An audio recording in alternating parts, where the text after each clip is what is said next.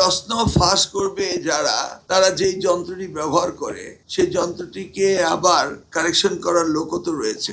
Cyber crime যেন আমার এই সেক্টরে না হয়, এটা আমার অনেক দিন ধরে পূর্ব প্রস্তুতি আমার ছিল। এবং সাইবার ক্রাইম স্পেশালিস্টদেরকে আমি যারা যারা সংশ্লিষ্ট রয়েছে এই প্রশ্নপত্র এবং ম্যানেজমেন্টের সাথে, তাদের সকলের নাম্বার আমি সাইবার ক্রাইম অথরিটির কাছে দিয়ে রেখেছিলাম।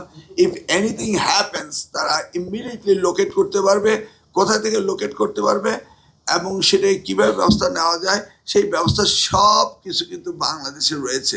ব্যবহার করছি না আমরা, এখানে কিন্তু সব সিস্টেম রয়েছে এবং সব ধরনের এই আর্টিকুলেট টেকনিক্যাল হ্যান্ড রয়েছে। তো এগুলি নিয়ে আমরা প্রিপারেশন রেখেছি। দেখা যাক, তারা ট্রাই করুক, আমরাও ট্রাই করি, দেখা যাক। Let's face the problem, but I am ready to face the problem. Colour expert, George sap এবং মাইল্ড অন হ্যান্ডস টেকনোলজি সমৃদ্ধ অরিক্স ক্রিস্টাল ওয়াশ আপনার লন্ড্রি এক্সপার্ট। আমি ঢাকায় বসে সিসি ক্যামেরা রয়েছে, আমি ওই স্কুলের হেডমাস্টার বলতে পারতাম আপনি আমাকে কানেক্টেড করেন, আমি কিন্তু করিনি। আমি গিয়ে গিয়ে দেখছি, কেন কানেক্টেড করার তো আমার মন্ত্রণালয়ের কন্ট্রোল রুম রয়েছে।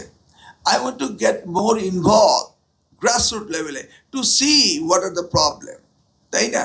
একটা ক্লাসরুমে দূর থেকে একটু শব্দ শুনতে পেলাম, তা আমি ওই রুমে গিয়ে বললাম শব্দ হচ্ছে কেন? তো বলতে স্যার ছেলেরা বলছিল। কেউ বলে না, কেন শব্দ করলে কেউ বলে না। আমি টিচারকে বলি তাহলে আপনাকে পানিশমেন্ট দেওয়া হবে। বলুন যে এই ছেলেটি বাথরুমে যেতে চেয়েছিল, আমি বাথরুমে যেতে তাকে বারণ করেছি। তাই কেন বারণ করলেন? বললো যে আরেকটি ছেলে গিয়েছে। তাই আমি বললাম তাহলে প্রত্যেক রুম থেকে যদি একটি করে ছেলে যায় তাহলে তো এই বাথরুমে একটা বিরাট কিউ হইতে পারে।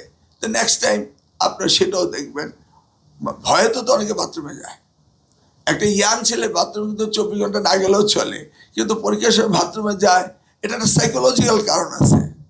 তো ওই শিক্ষক মনে করে ইয়াং ছেলে বাথরুমে যেতে হবে কেন? তা আমি বুঝিয়ে বললাম যে বাথরুম যেতেই পারে, ওরা তো একটু প্রেশারে আছে, তো বাথরুমগুলি বাড়াতে হবে। এই যে দেখুন, এটা আমি না দেখলে বুঝতাম না। এই জন্যই ঘোরাফেরা আর কি, শখের ঘোরা না।